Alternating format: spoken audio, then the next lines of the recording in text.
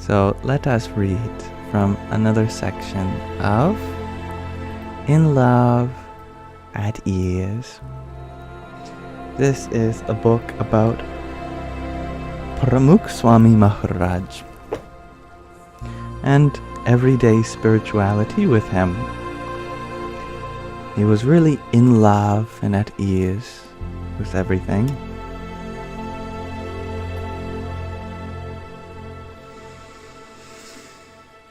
We are in the second chapter called In Love. The third part of which is all about his parabhakti. The first few parts were about his love for everyone around him, for animals, for nature. Now we're talking about his love for, and his love for the self as well. Taking care of one's body and mind. Now we're talking about his love for God and Guru, which is important in his tradition. That is the divine and the spiritual guide, which leads you to the divine.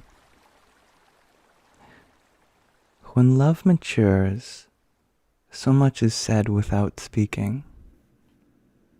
A true lover knows what their Guru is thinking and feeling, even in silence.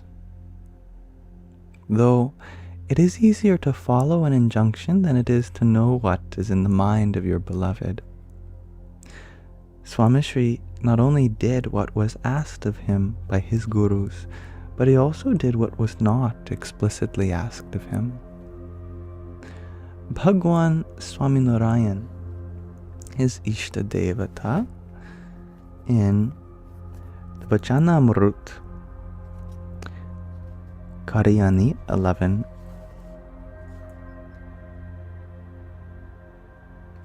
Bhagwan Swami Narayan notes this quality as the ultimate form of love in his Vachanamrut, Karyani 11. One who is in love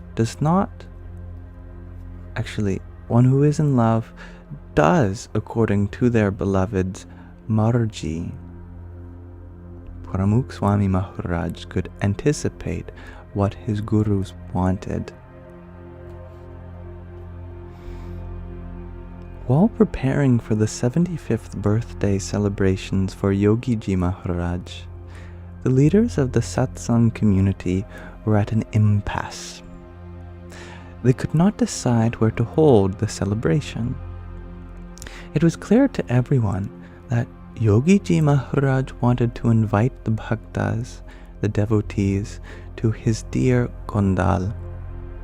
However, that village did not have infrastructure to provide water to accommodate large crowds.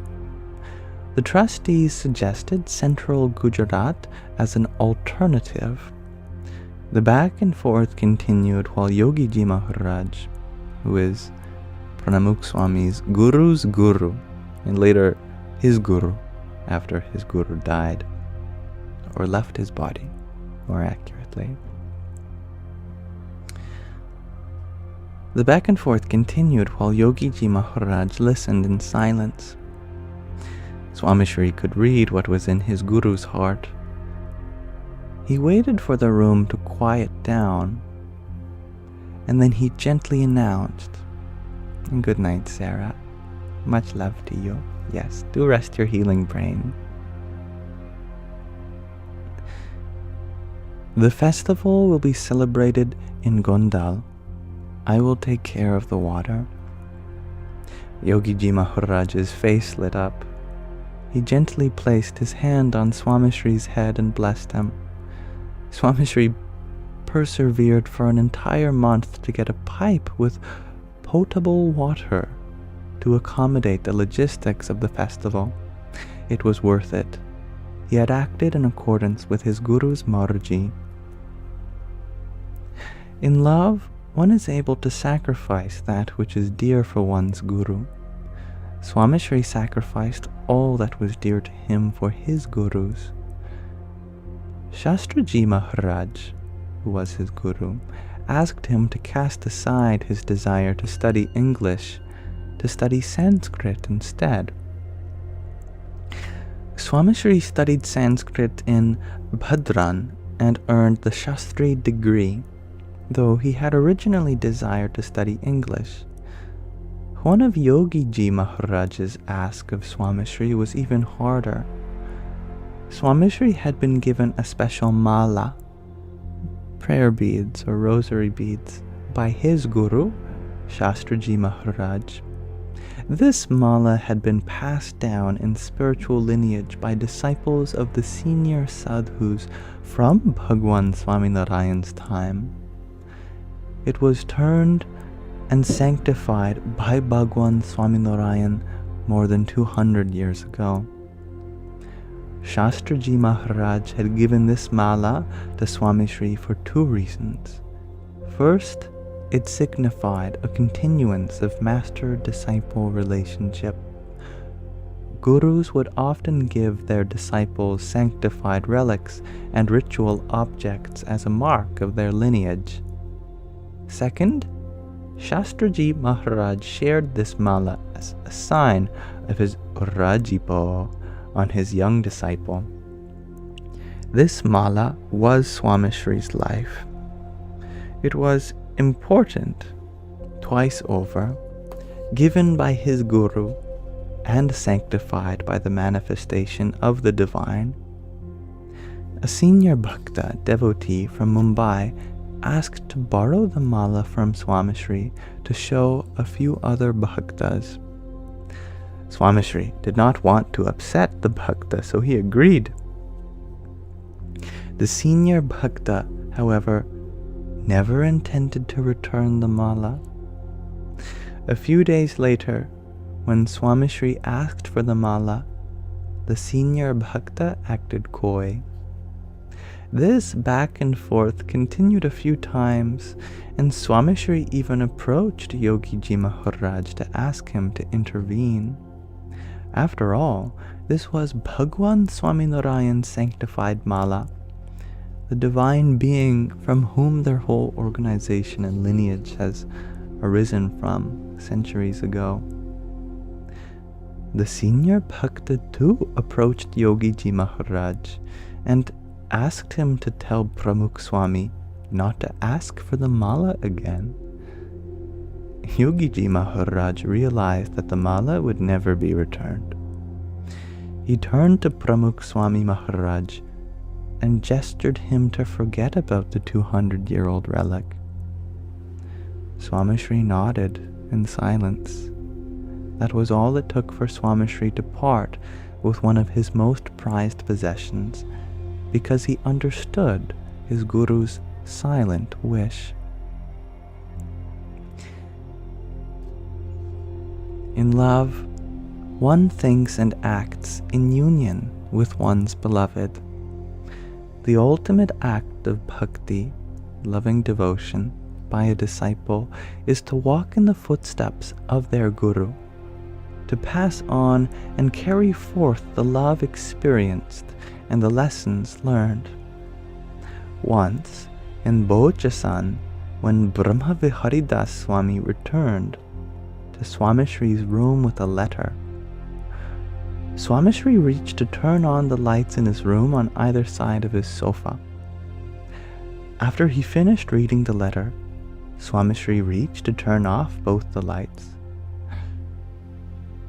Brahma Viharidas Swami could not hold his observation and asked, "Why must you do everything yourself? Let us help. Let us do the little things so you can focus on that which matters.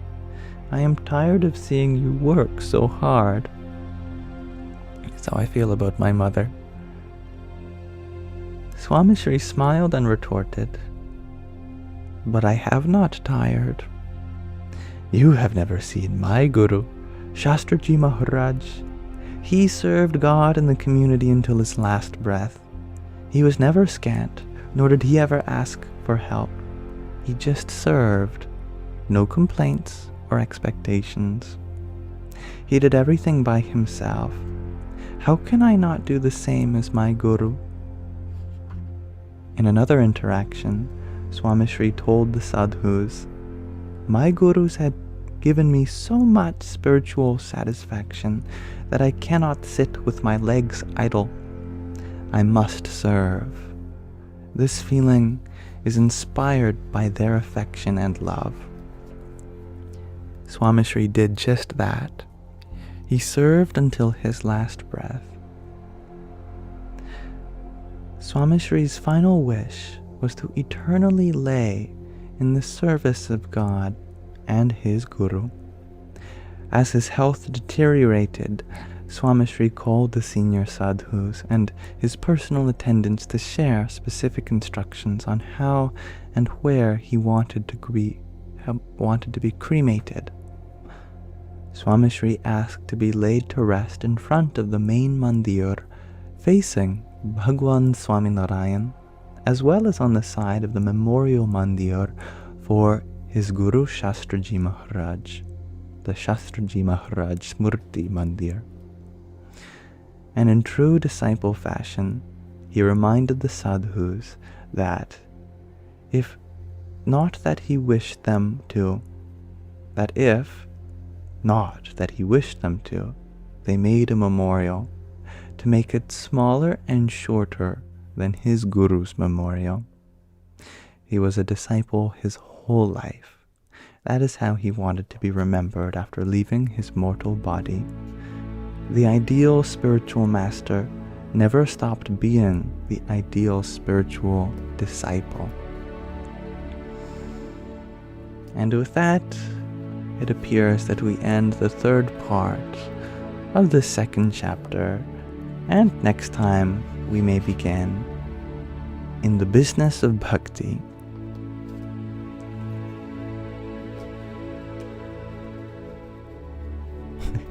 Thank you for listening. You all were so attentive. Very attentive. Not a single word was spoken in chat. I think that's a first. I don't think there's any other live on this whole platform that pauses,